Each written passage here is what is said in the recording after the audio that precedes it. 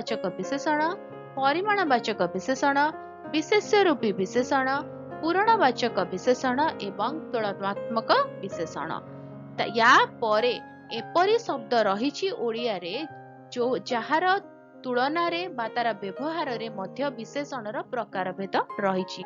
सेमाने हेले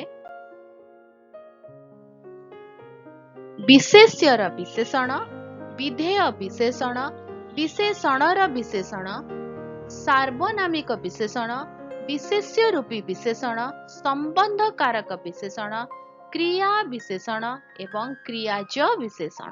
तो ये आम बुझीपारे कि विशेषणर दुई प्रकार भेद रही। गोटे ता अर्थ को लेकिन विशेषण को कैटेगरी करा जायछि, विभिन्न प्रकार विभक्त करा जायछि। आउ गोटे हैला विशेषणर व्यवहार को लेकिन ताको विभिन्न प्रकार कैटेगरी रे डिवाइड करा जायछि।